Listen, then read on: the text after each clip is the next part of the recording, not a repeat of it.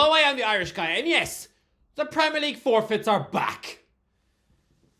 Oh, what is my life? Lads, welcome back to the Prem Catch-Up. Today I'm going to take a look at every Premier League result for the weekend, and also the FA Cup ones, and look back at my Champions League predictions midweek. Oh, this is not going to be fun. Right, let's go. Coventry 3, Man United 3.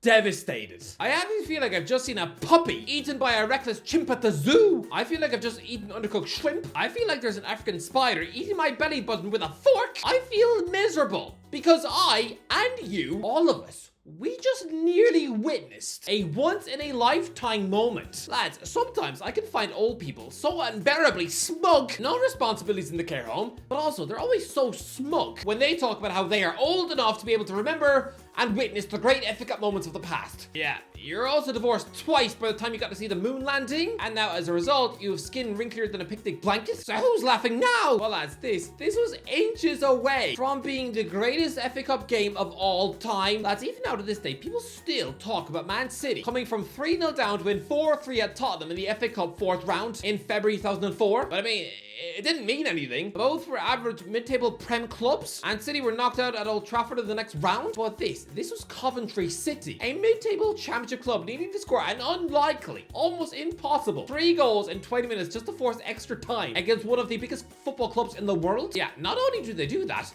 but they nearly win the game! For 30 seconds on Saturday afternoon, Coventry City had just scored a last-minute winner in extra time to force a miracle before VAR ruined everything. For a few moments there, this match was Coventry City 4, Manchester United 3. I want to live in a world and see what would be the fallout from that. This was the greatest moment in Coventry City's history, and it was spoiled. It was going to be the biggest ever moment in FA Cup folklore, but then VAR ruined it all. You know what VAR were like in that moment? When they correctly judged Haji right to be offside? They were like that buzzkill nerd at your school. Yeah, your teacher has not turned up for work. None of the staff have realized it yet. So your class is about to run amok for the day, just spending the next 9 hours chilling in an empty classroom, eating pizza and playing Pokemon Go on your phones. Oh, I found a Charizard in the toilet. Yeah. Then the nerd goes and tells the principal to get you a substitute teacher. He is technically playing by the rules, but he is spoiling all your fun. He is the VAR buzzkill. VAR prevented the greatest ever FA Cup moment. Lads, Manchester United fans had left the ground when VAR ruled out Victor Torp's crazy goal. They then started to race back into the ground, like petrified mice fleeing from a cat. Lads, Torp is a Danish midfielder who was a £2 million signing from Salzburg in January. If VAR had not intervened, he would have been a Coventry legend for life, steering your team into an FA Cup final after coming from 3-0 down against Manchester United. Just wow. But I'm sorry, Man United are a complete shambles. People talk about rock bottom moments in Ten Hag's tenure. I mean, finding themselves 4-0 down at half time against Brentford in just his second match, it's very hard to top that, but still, this is horrible. This is the worst Manchester United victory I've ever seen. Never have this club ever won a match before in such embarrassing fashion. Here you had Anthony cupping his ears to the Coventry fans after the match. You know what that's like? That is like if I storm into a nearby playground, challenge the fattest 9-year-old I can find to a fight, and then I just about squeak a boxing win on points, adjudicated by that creepy taxi bloke drooling in his van, and then I celebrate by laughing in the little boy's face after he's given me a black eye and a bloody nose. The final 50 minutes of this match was the most terrified and paralyzed with fear I've ever seen a Manchester United side. There was time wasting, shirt pulling, a fear of actually getting on the ball, because they were all so scared of throwing away this game, which they so very nearly did. If Coventry did not bottle a penalty shootout after Casemiro morphed into Bernardo Silva to botch his cheeky Panenka, then this would be the darkest moment in recent Manchester United history. No way Ten Hag can survive this. Being tactically overruled by Mark Robbins? Is this really where he's at? It's a joke and embarrassment. Although this does all feel sort of pointless. This reminds me of Wolves versus Watford in 2019. Two clubs just fighting over which one gets to lose to Man City in the final. What's really strange though is that this is actually the first time an FA Cup final has been a repeat of the year before since Blackburn Rovers played against Queen's Park in 1884 and then 1885. Yes, Queen's Park from Glasgow in the FA Cup final. How does that work then? Oh my god, lads, so close to 200,000 subscribers. Hit that button, you absolute bunch of legends. Man City 1, Chelsea 0. Lads, I said this would be a 1-0 Chelsea win. Carney Chukwuemeka with the goal. Instead, this is a game which Chelsea could have won. They had chances against an absolutely beleaguered, exhausted City team. And by the way, after the match, oh boy, did they let us know how tired they were. They were so desperate to ram the point home. I'm surprised Guardiola didn't wheel out a zombie Grealish in front of the cameras and instruct them to fall asleep live on air. But listen, this was a very good City win. Although, does this make the Real Madrid loss hurt even more? Because they are now in a great position to win the league. They've got a repeat FA Cup final of the year before. If they had just seen off Real, then City would be in pole position to be the first ever team to compete back-to-back trebles. Now that would have been iconic. By the way, before we move on to the Premier League action of the weekend, yeah, that reminds me. I got every single Champions League tie wrong in my predictions video, and let's see what I said. But overall, Arsenal will be in the Champions League semi-finals. And lads, if they are not, then I will compose a love song to Declan Rice. Ah, no. Hey there, Declan Rice. I think you're sweet. I think you're nice. To claim for England, you secured the bag. Who gives a flip about the Ireland flag? You look so lovely and generous, and now you're a star at the Emirates. You could have been the next Roy Keane. Would you rather sing God Save the Queen? You winning the league would make me smile. Who cares about the Emerald Isle? I love you, Declan Rice. I think you're sweet. I think you're nice. So many talents are too much to count, and you share bats with Mason Mount. You used our flag as toilet paper. Many would call you an Irish traitor, but not me. Oh no! Oh no! Oh no! I love you, Declan Rice. I think you're sweet. I think you're nice. You turned down Bayern and you turned down City. You turned down Ireland, which was a pity. I love you, Declan Rice. I think you're sweet. I think you're nice. I don't want to throw your shirt in a toilet. I don't want to get a straight cat to soil it. I love you, Fiji Para. No, I'm done. I'm done. Everton 2, Nottingham Forest 0. Can someone explain to me, why is Mark Clattenburg working for Nottingham Forest?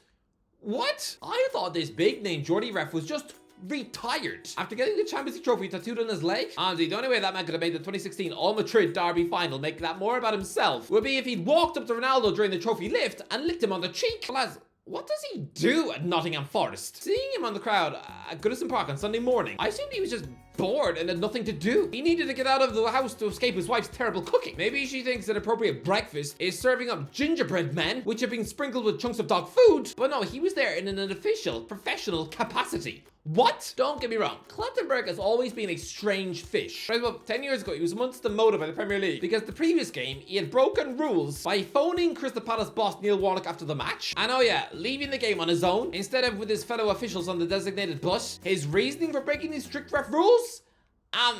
Because he was on his way to an Ed Sheeran gig. Yeah, he might as well have admitted that he needed to go home to feed that missing girl chained to his bathroom sink. At least then I'd have had slightly more respect. But no, this fella, he seems to have been suffering a midlife crisis for years, popping up to take the strangest and weirdest jobs. In 2017, he'd quit the Premier League to go and work for the Saudi Arabian FA. That was strange. 2 years later, he'd chosen to grab the bag and become a ref in China. In August 2022, he spent 6 months working as the president of the Egyptian Referees Committee. What, just spending his days drinking a margarita on a pyramid? And now he's the Forest Club referee lobbyist.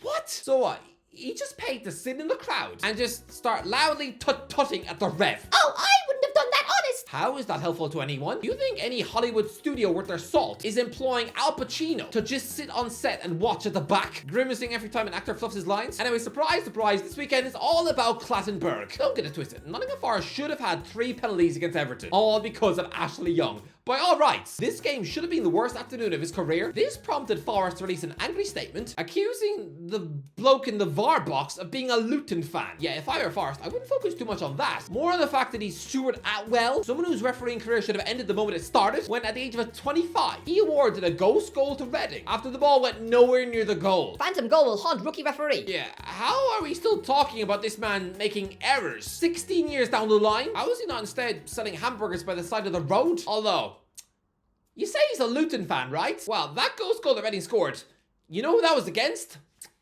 Watford. Yeah, it's not like Watford and Luton are rivals or anything, right? Right? Maybe Forest had a point. Luton 1, Brentford 5. Everybody loves little Luton Town. Nobody has truly appreciates just how bad they actually are. Raise the standards, lads. I get it. People had no expectations for this tiny little football club who have the wage bill of a single mum who can only afford to cook her children chicken nuggets every day for free. Because Luton are so small, it's like everyone has decided to ignore all the rotten details and only focus on the few wins they've stuck on the board. But lads, wake up and smell the honey in a piss. Since the Hatters destroyed Brighton in January, they've Lost 9, drawn 3, and won 1. That is horrible relegation form. They've now lost the last 2 games 5-1. Yeah, fine, that can happen at the Etihad, okay. But you cannot let fellow relegation rotters Brentford turn up at your own patch and score 5. With the likes of Ewan Wisa devastated to come off because he wanted a hat-trick. It's terrible, and let's be real. Luton... they deserve to go down. Having 25 points on the board after 34 games, that is awful. I mean, Southampton had 1 point less than that at this stage a year ago. And guess what? They finished rock bottom of the league. Everyone knew they deserved to go down. This is where things get truly embarrassing now. All season long, the narrative being that Luton have been this breath of fresh air, the best promoted side, while Burnley have been this grim, hopeless, terribly naive team who get battered every week. Well, guess what? Burnley are now just 2 points behind Luton. There is a very real chance that after all the hype, Luton wind up finishing 19th in the league. What sort of fairy tale story is that? This wasn't supposed to be in the script. This is like when the prince came around to measure Cinderella's feet. If instead of her marrying into the monarchy, she instead just so happened to have explosive diarrhea that day, scared him out of the house, and now has to spend the next 30 years giving her ugly stepmom back rubs in the bath. Sheffield United won, Burnley 4. Is this the most unlikely late survival bid ever seen in Premier League history? Lads, we have seen teams pull off the Great Escape in the past, yes, but I don't think anyone has ever stayed up after being this written off in mid-April. Nobody even gave Burnley a flicker of a chance of survival at any point this season. I mean, last week their goalie was letting a routine backpass squirm in under his foot. Survival wasn't even an option on Burnley's radar. No, people would have considered them for survival the same way. When you see a lovable dog in every cheap horror film, you just know the vampire is going to snuff him out for effect. But weirdly, Burnley have actually only lost 1 of the last 7 league matches, but because most of those results were draws, nobody has actually appreciated or noticed that Burnley has slowly squeaked their way back into contention, and now, hammering Sheffield United 4-1, they are now only 3 points from safety. That is it. Incredible. Nobody saw this coming, nobody. But as for the Blades, hang your head in shame. This result has pretty much confirmed your relegation. But you know what that does mean? Sheffield United have now played Burnley twice this season and lost by an aggregate score of 9 goals to 1. Really? 9-1? 9 goals to 1? Crystal Palace 5, West Ham 2. So, David Moyes said at Christmas that he has been offered a contract with West Ham and it's him choosing not to sign it. Really?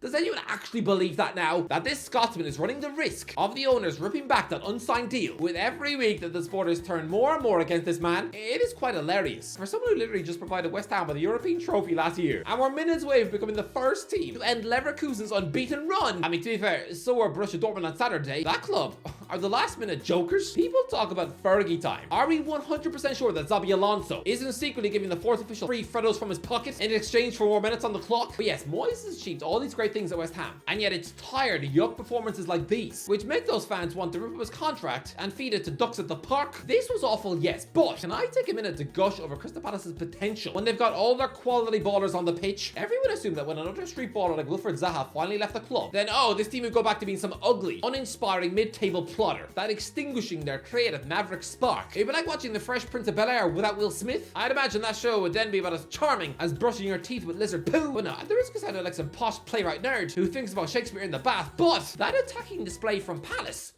was bewitching. When both Michael Olise and Eber Kieti play together as 2 number 10s behind a target man. Oh, lads, both those guys have been linked with Chelsea and Man City recently. Chelsea are a crazy house right now, but no, a move to the Etihad would be a complete nightmare. Eze should sooner agree to spend a month sleeping in a zombie graveyard than pitching up at the Etihad. Just ask Jack Grealish. When I see someone with the creative freedom of Eze to just do what he wants, then chuck him into a regimented system under Pep Guardiola, where every attacking player is probably just limited to touching the ball a maximum of 3 times before they have to pass, it would be a complete disaster. A move to Manchester City will kill Eze's freedom, because right now, seeing him drop into pockets of space, dictating the play, popping with wacky skills, I'm sorry, but even him attempting that ferocious scissor kick. Yeah, try and do that under Guardiola. It doesn't come off. You are running the risk of having a furious Catalan screaming at you on the pitch, in front of the cameras, moving his limbs so rigorously, he looks like an epileptic Mickey Mouse. But yeah, this game was mental, and look what I said would happen. Crystal Palace 1, West Ham 1. Lads, if there's more than 4 goals scored in this match, then I will do an entire video wearing a ketchup onesie. Yeah. Does it make sense now? Lads, I'm gonna say this. If Gareth Southgate wants to truly be ruthless when picking his England squad, well, I'm just gonna say this. When the Alex of Eze are playing with this juicy, wonderful flair, then an out-of-form James Maddison, he needs to be worried. Although, I will say this should have been a 5-1 Palace win, only for Dean Henderson to catch the goalie bug that's been going around, failing to control a simple back pass and letting the ball squirm into his net. I mean, what with Muric having become a comedy clown for Burnley in recent weeks, and also Blackburn goalie Ainsley Pears pulling off the worst mistake against Sheffield Wednesday this weekend. Honestly, that was like Muric and Henderson rolled into one. Not only did he let it under his foot, he had time to claw the ball away with his hand, and he froze like a snowman. Why are goalkeepers suddenly now unable to do the most basic things? Wolves 0, Arsenal 2. Oh boy, was this game boring. Trying to stay awake watching this match at Molyneux. It was a bit like trying to keep your eyes open when you're sitting on your couch at 3 a.m. watching some weird program about an 84-year-old woman in Samoa taste testing different brands of Chinese toothpaste. This was a great ugly watch, but it does not matter. This game was all about Arsenal getting the win. To be fair, I said this would be 0-0. I thought the Gunners would slip up here, but you didn't. You ground out an ugly win thanks to goals to the stroke of halftime and full time from blonde bombshells Leandro Trossard and Martin Odegaard. This game is so much about the blondies. I was almost expecting to see Barbie score a penalty. Fulham 1, Liverpool 3. Okay, yes, Liverpool pulled off this important away win at Fulham, but to me, the big talking point is that Jose Mourinho was at Craven Cottage to watch the game. Mourinho, someone who apparently wanted the Liverpool job over the Chelsea one in 2004. He has heard Jurgen Klopp is leaving. The Reds need a new coach and are currently sniffing around a highly rated Portuguese one. So maybe, is this him subtly putting his name forward? Or could it just be that this was just his local match? You know, the closest game to his swanky West London mansion? Again, he was probably just bored. Aston Villa 3, Bournemouth 1. Aston Villa in the Champions League? That would be bizarre, but right now, it looks like it's going to be a reality. Newcastle this season and Aston Villa the next? Two clubs who got relegated together, holding each other's hands less than 10 years ago?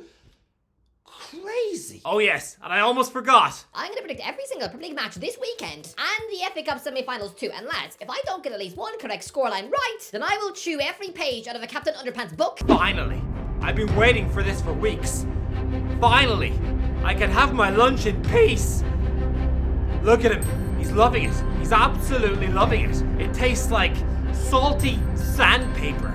It tastes a bit like eating a maths book at school. Oh, actually, this is very strange behavior. What is this poor mutant chimp doing? This is like watching Gollum have a panic attack. This gremlin. What is he? Oh, this is actually quite morbidly sad. Oh, that was weird. I feel kind of bad. My mum got me that for Christmas. I mean, that's even a little. What do you think? Let me know in the comments. What do you think? Let me know in the comments. What do you think about that weekend? If you enjoyed the video, don't forget to give a like, share, and subscribe. As always, I'll talk to you in a while.